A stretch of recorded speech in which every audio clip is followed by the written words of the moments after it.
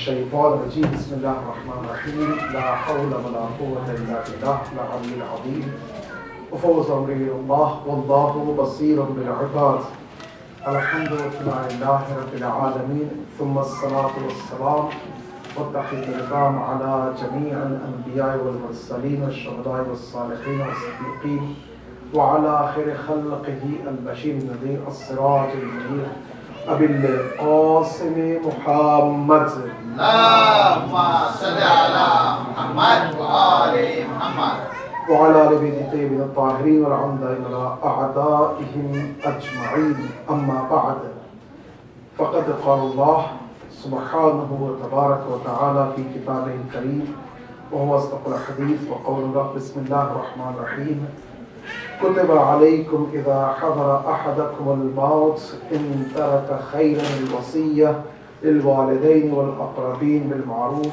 حقا على المتقين صدق الله وصدق رسوله وصدق نبيه الكريم صلوات.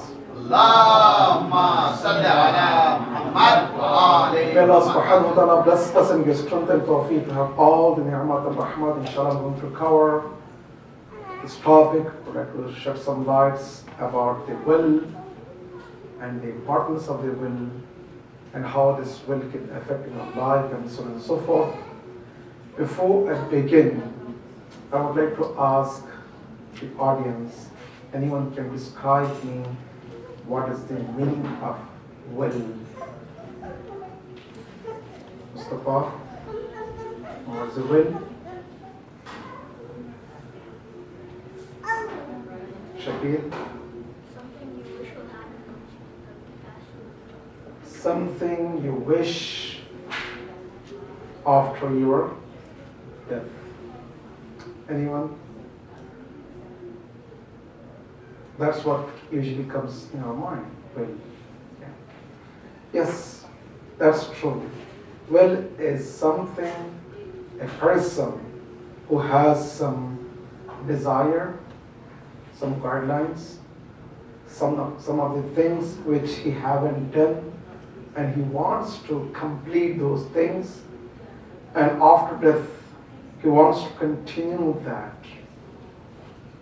So this is a will. So in will there is two pillars. One is the person who writes a will, he gives the guideline. The second pillar, a portion, is for the person whom he assigns, a trustee of the person who writes a will. So once he takes this will, once he fulfills that, that's the second pillar of that will. The second question is, why we need to write a will? There is any benefit about that? Anyone can? How you want it, your will to be executed. Your children, they don't know? They don't know. Why? Children, your wife, your Because you have parents. written what in your mind is, what you wanted to do, and the things which you have not done, or which you wanted. Usually your children, they know something. Your wife, she knows. Unless if you're a very reserved person, I don't want to create some problems, right? Because I can easily go because my wife, she's not here. Because you guys have to be very careful. You better watch what you say. So, yes. Yes, this is a normal thinking of the people that since I am open person, my wife, my children, my family members, they know, so then why I should write a will? That's the normal concept. But why we need to write a will? Alaykum salam. There's two aspects. One is from the Islamic point of view. Second is from the law of land. This country where you live. There's two aspects. Islamic point of view and the law of land. From Islamic point of view, Quran says, حَقًّا عَلَى الْمُتَّقِينَ. It's a right of righteous people. month of Muttaqeen, month of Ramadan, and this month is month of Taqwa. And inshallah, we're Muttaqeen, and it's alright. We have to write. Well, second, lots of time maybe you describe to your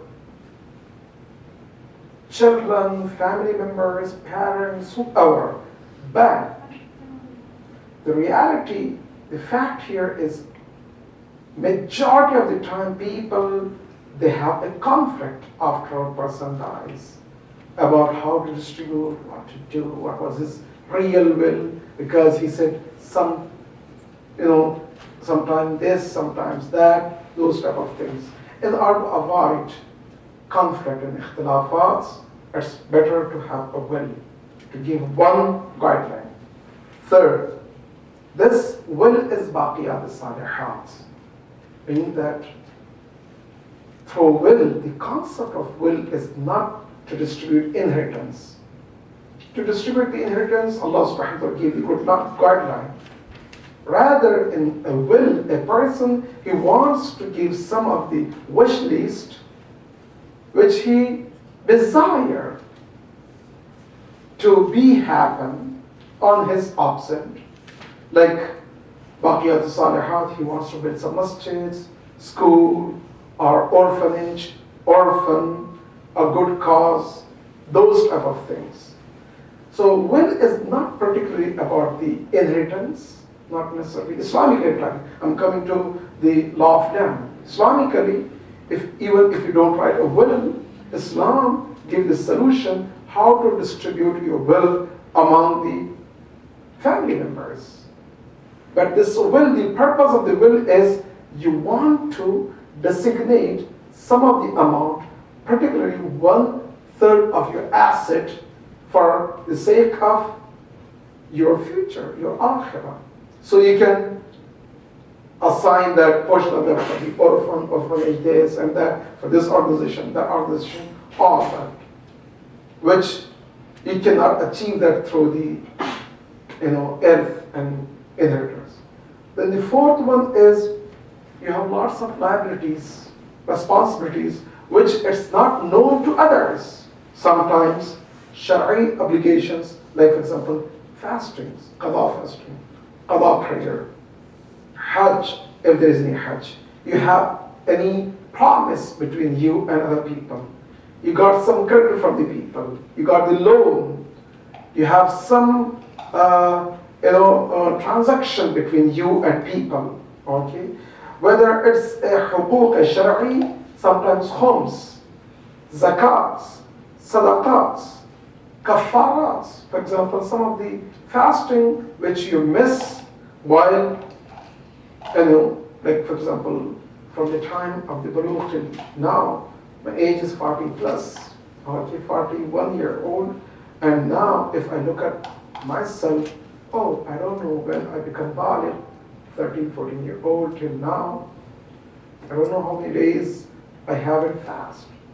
But for sure some of the days which I could, but because I was not aware, I thought I was child, whatever the case, I miss those fasts.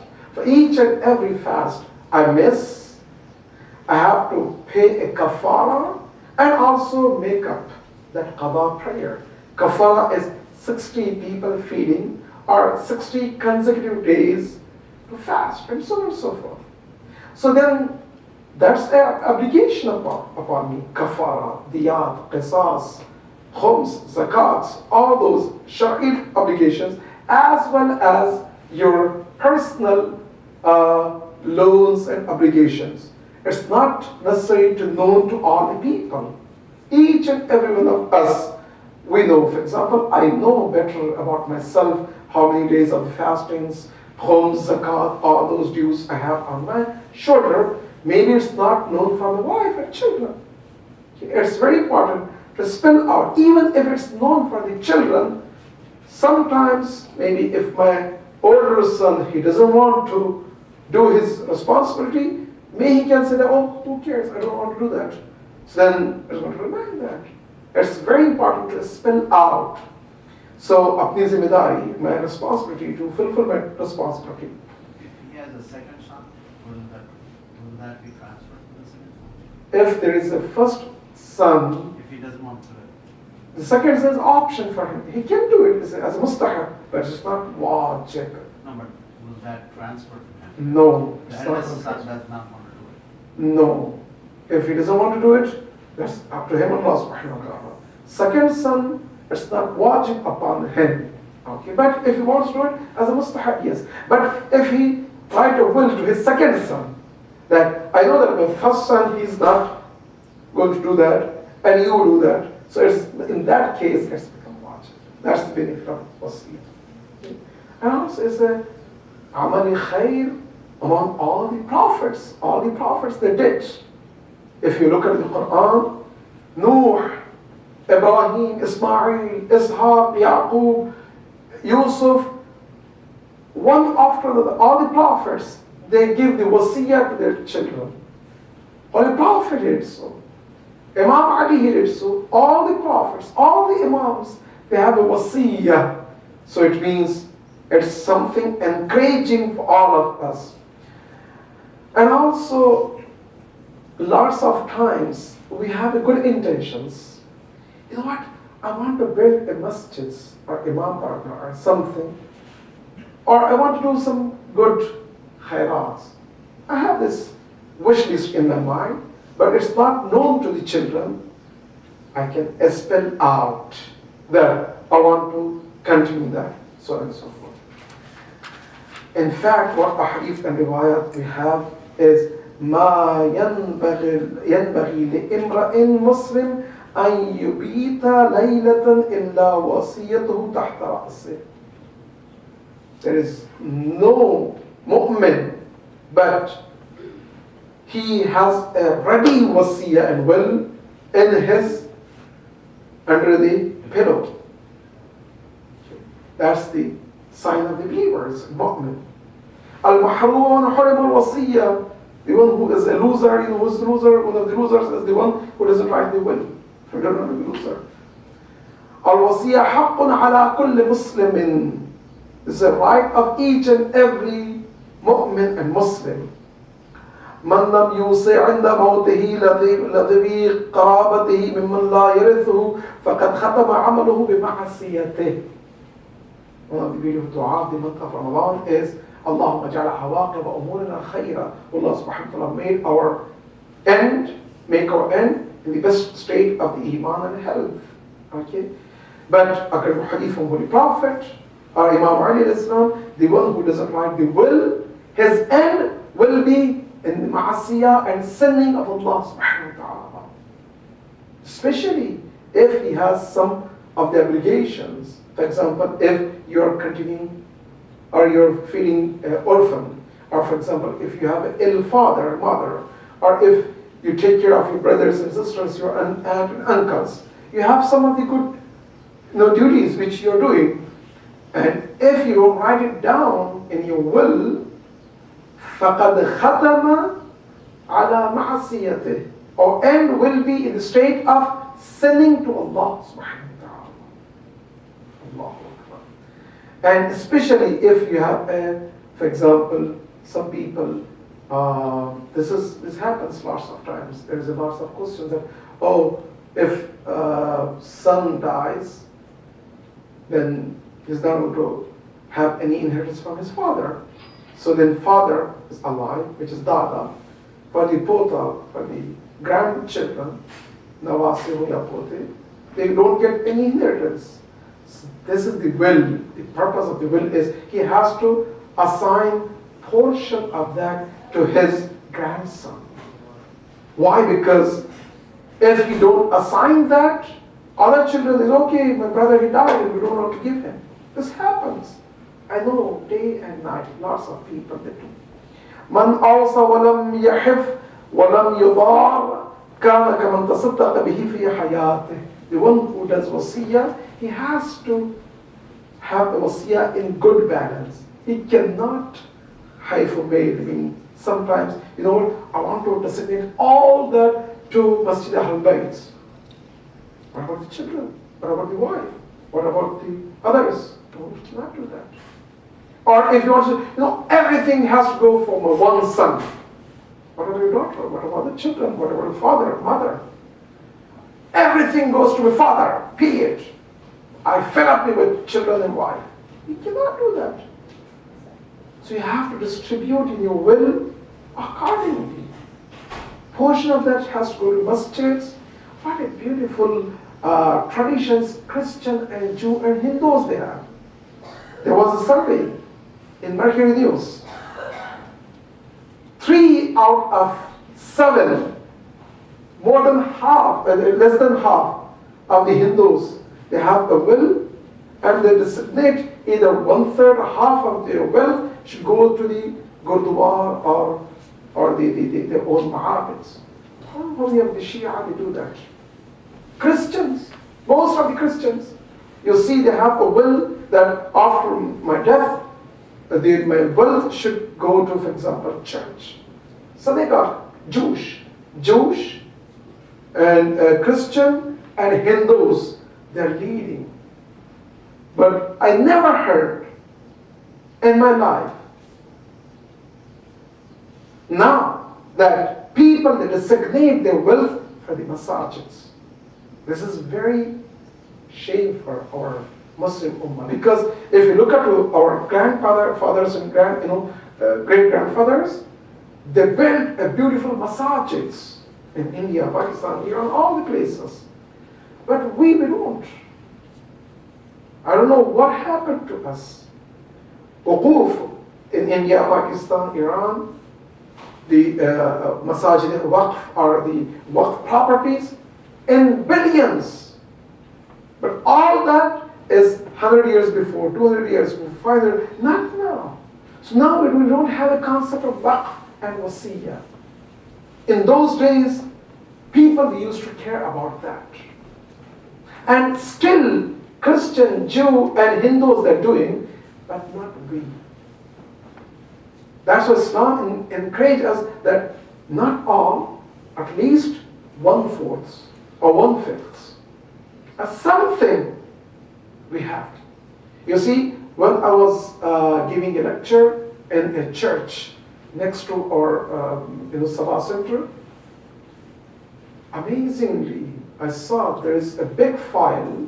He was giving a tour, big file that people they assign their, for example, portion of their insurance, life insurance, portion of their wealth, some of the properties after my death has to go to this church.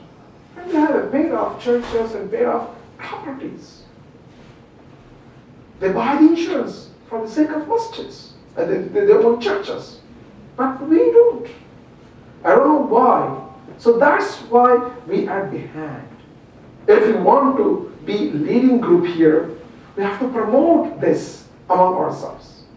Can you imagine that if, for example, 5% of the Shia community, if they buy the insurance, assigned for the Islamic cause here, how well off we're going to be in 10 years, 20 years, 30 years from now? I cannot imagine. So I'm sure that most of us, we have some sort of arrangement for our children, but not for the masajids. Masjid is part of our house. Sometimes we have to learn. From where? From synagogue, from churches, from Gurdwara. Allahu Akbar. Hindus right now, the property of the Gurdwaras in like only Sikh, I'm not talking about all the Hindus, in America, more than $7 billion. All the masajids from New York, Manhattan to everywhere. So you're not going to have even close to $1 billion. Sunni, Shia, everyone. And compared to what Muslims we have, the Sikh, they're not visible. So, but we're not. Why? Because we don't promote these type of things. It's very important for us to, think and ponder. So these are the benefits Islamically. What about law of land? Brothers and sisters, it's clear that law of land, if someone dies, has a will, there is no tax on the will. You guys, you know that or no? If you have a will, there is no tax. For the insurance, very small amount of tax, life insurance. But if you don't have a will, here the property, how they distribute is 50% wife, 50% husband. If one of them they die, what they do is 40+% the tax, they suck, and then according to their own law, they distribute among the children. How they distribute? They have these different formulas, different cities and counties and state and whatever. So they are not going to give anything for the parents. First, only they give for the wife and children, period. They don't assign anything for the parents if they have a parents. And there is a lots of debates among the Muslims and how we can execute Islamic laws here and those type of things. Only way is with the will. Although Islamically you don't have right for the inheritance will, but the place which you live, if you assign that all my wealth should be distributed according to Islamic law, that one sentence can save your akhirah.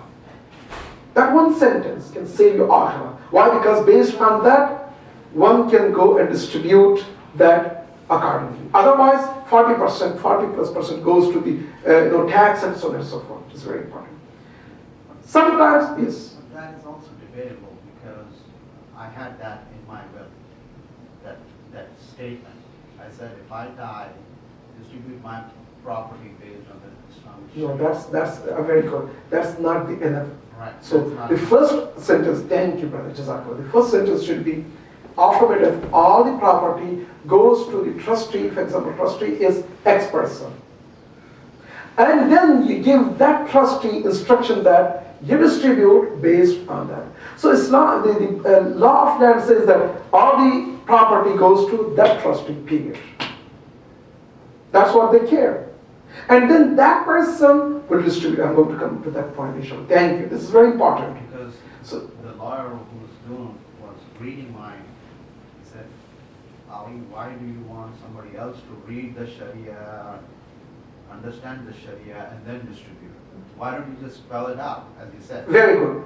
Either spell out or you can do. The second way is all my wealth has to go, for example, to this organization or this person.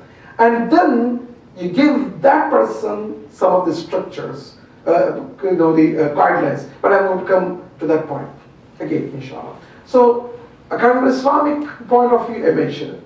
Law of land, this is the point. Second, if husband and wife, la samahallah, if both of them die, happens. There was a case in Chicago, husband and wife, after the journey of Hajj, while they were coming back, they died with the accident. Children, county took that. Because according to the law of land, if both parents they die, who is the guardian? City or county or government. Not your uncle, auntie, your friends, no. They fought for court to get the custody among the Muslims. Unfortunately, the near relatives like parents, I don't know, brothers, sisters, they were in Bangladesh. They fought 6 months. All they got is just, instead of going these children in the, for example, Hindu or other the houses, you can, for example, write it down, some of the eligible people, and we look at that and may we assign that to you. This is that. But if he had the will that after my death, my children, the custodian of my children is, for example, X person, that's it. The law of land. That's how the power of will. If you don't, there is no guarantee. It's very uphill battle.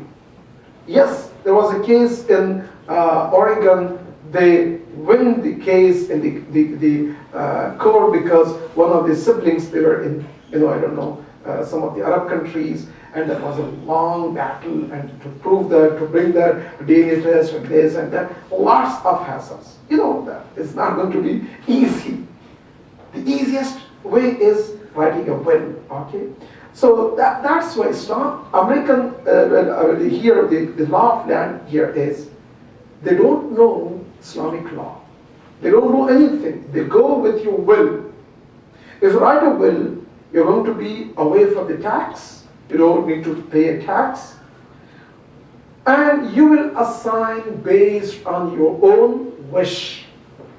Islamically, for example, my children, they have to get this much, my parents, they have to get this much, my father, my mother, or you can assign that. So with assigning that, you can avoid lots of other conflicts and unfortunate situations in the future.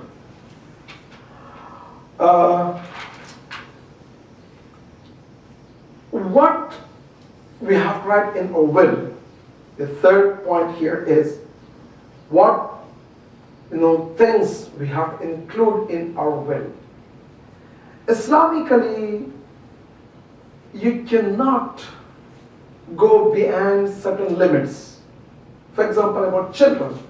If I die, I cannot assign the children to, for example, my wife or my brother or my sister. It has to go to my father. My father is going to be a guardian, Islamically, not my wife, the father.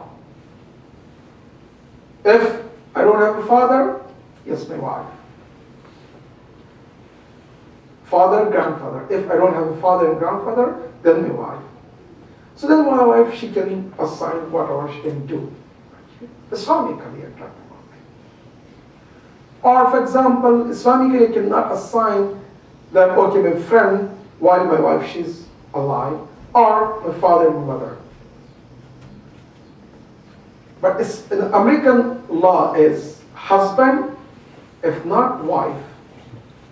If not, if both of them they're not, like they're not alive, at that time you can assign to the third party whomever you wish. There's no limit whatsoever. Okay? So it's better that you carefully read the Islamic law. Based on Islamic law, you can integrate those Islamic laws in your will, and you can assign that.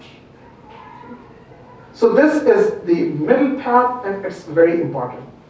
So Islamically, you have lots of rules and regulations. For example, you cannot write a will that all my wealth has to go, for example, this way, that way. No. You can do limited. It means 1/3 of your wealth, you can assign that. Again, before you assigning that, you need to be careful about your obligatories. What are those obligatories? Two things. One is religious dues. One is your personal dues. Your personal dues, first, that need to be paid off before any distributions. For example, if you have any personal loans or here or there, that need to be given away. The second Islamic dues, kafara, sadaqah, or the prayers and fastings and homes. Lots of times people think that there is no homes for the heirs. Yes, that's true. If father, he distributed by paying off the homes. You don't need to pay 2 times homes. But lots of times, we know that my father, he did not pay the homes, or I don't pay the homes. After my death, I cannot say that all my wealth has to go this way. We need to pay off our religious dues and also personal dues.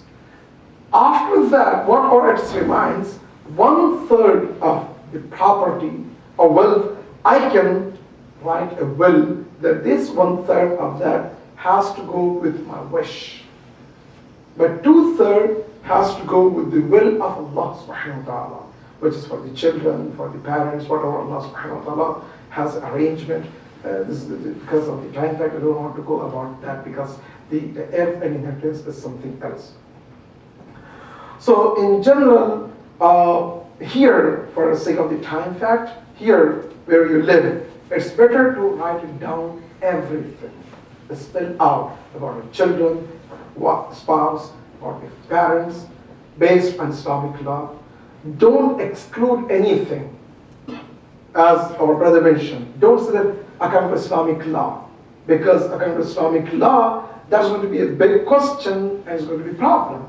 Spell out that, for example, I want to, for example, taken away from my wealth this much for this much for this much for this, and then you can say that, okay, for my daughter this much, for my son this much, mother, father, my wife. You can spell out that based on what Islamic guidelines are. It's better, and you can avoid lots of other comforts, and you don't need to pay an extra tax for that. Otherwise, you are going to end up with paying a tax. Not you. If I die, I'm not going to pay tax. It will continue to come and, take away from, but that's the system. What about the insurance? According to the Mujtahideen, insurance is not part of your will, neither your inheritance. Why? Because it's not inheritance. Because once you buy the insurance, you can assign at that time that this insurance has to go, for example, this brother, that brother, or my son, my daughter, whatever. In fact, in insurance there is a law that you need to assign a person. Basically, there's a will in the insurance. Yes. So then that's is not going to cover in this will. But if you assign a person, and if you tell that person that, you know what, Brother Akhtar, I assign you for my life insurance $1 million, but make sure that it's not yours.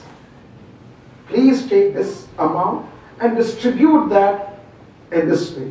So the law of land says that it's your money, but you, because you give the promise to me, you have to distribute that based on the will which I have. That is okay. But if I just assign that in my will, in insurance, a person, that's it. Islamically, it's not earth, it's not anything, but that has to go to that person.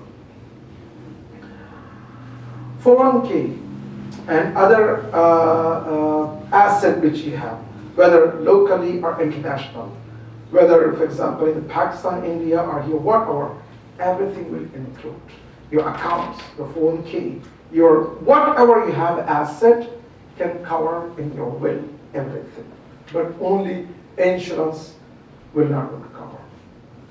Some of the insurance which will come by default to your family members, your wife and children, yes, that will include. For example, you have some of the credit cards, although you don't have any contact with them, but after the death of the person, they will send you automatically a check.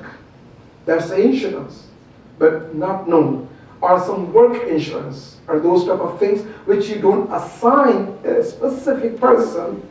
All those insurance money which comes without assigning the person, that should be included. It's clear that only the insurance, life insurance, which a person, he himself assigned that, that's excluded. But other than that, any other insurance money will come, it has to be under that wasiya and will. So if on life insurance, if I have designated beneficiaries, that is not included. Yes. If you don't designate any beneficiary, it comes by automatic. Sometimes some of the credit card they give, some of the counties, or I don't know, those type of things, or some of the companies, they have this policy. They don't tell you, but if person dies, they send a check to the family members. Okay. So that should be included in that, because it's not assigned to one.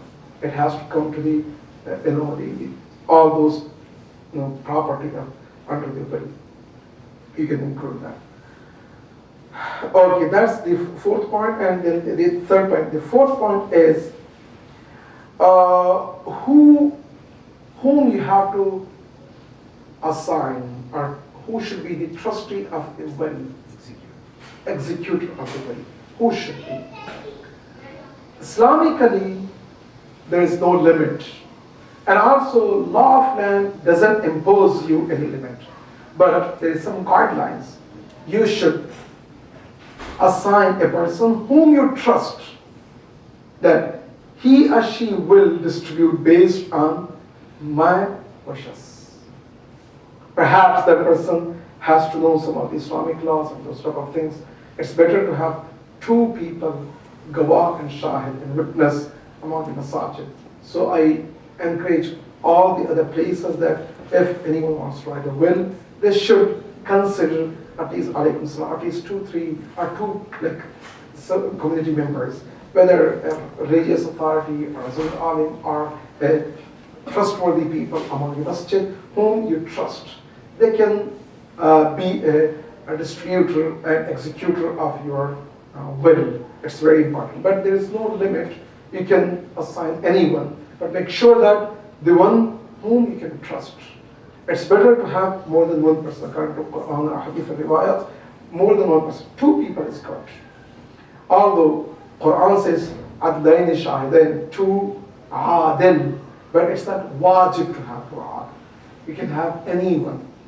But it's mustahab and it's recommended to have someone who is a just person, who is an adil, so you can avoid other things. Last point is, when should we write a will? There is no limit time. Immediately you need to write. No, you should write a will when you have enough responsibility. Okay, this is one point, that when you have enough responsibility, if you don't have any responsibility, you don't need to write a will. So county can take all the will.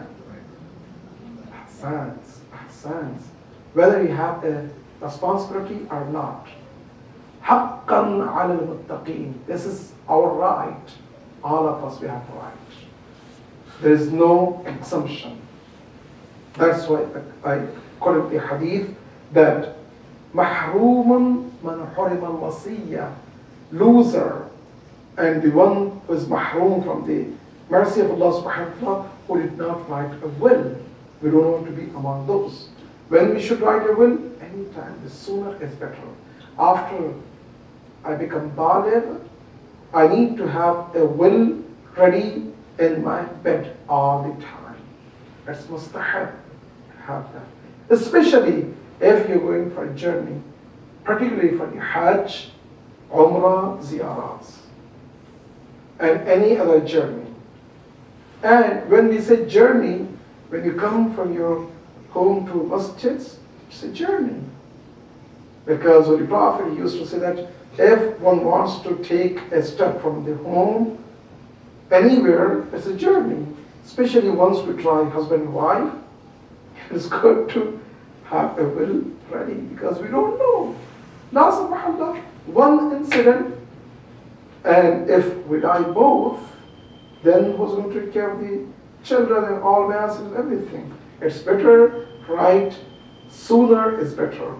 This month of Ramadan, should be the best month to start and to think of that. Some of the things is very important. Can I include in my will that after my death or in the time of death, my organ, I want to donate my organ? Can I write that?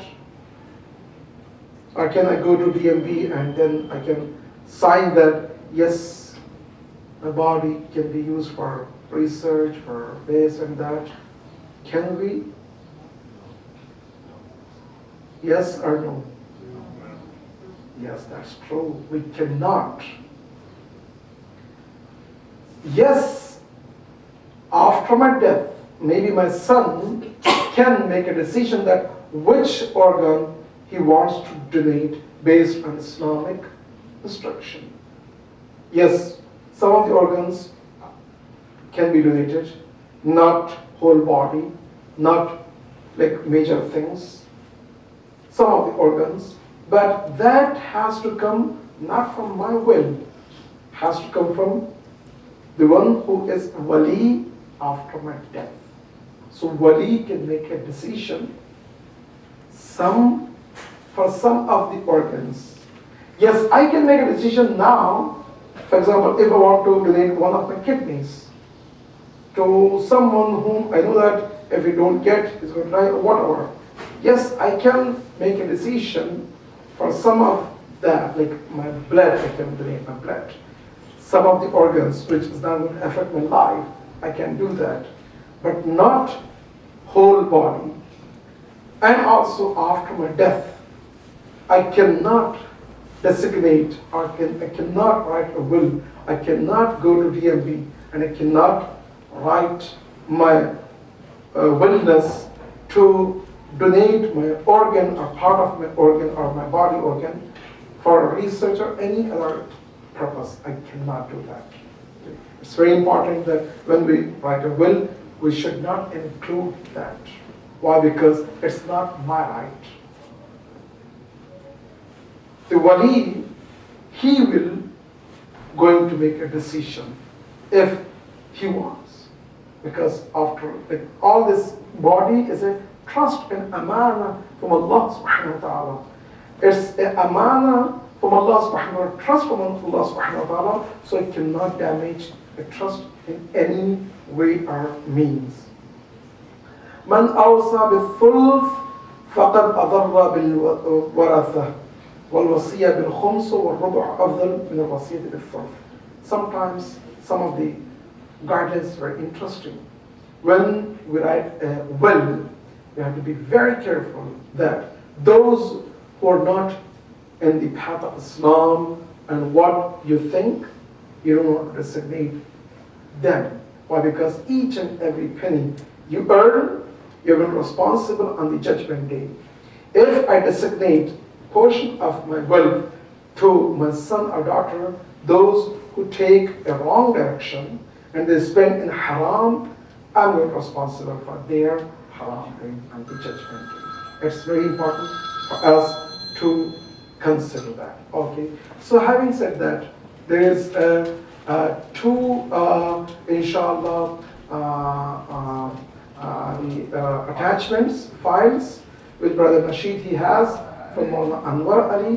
One is a general guideline and about the inheritance and about the will. The second one is will itself. So will itself is their second attachment. As far as very good. Well, it's not comprehensive, it's not complete, but you can take that and you can consider that and you can at least take that as a guideline. If you don't want to fill that out, just you can write down in your piece of paper, but according to law of land, you need to have two witnesses or notary public.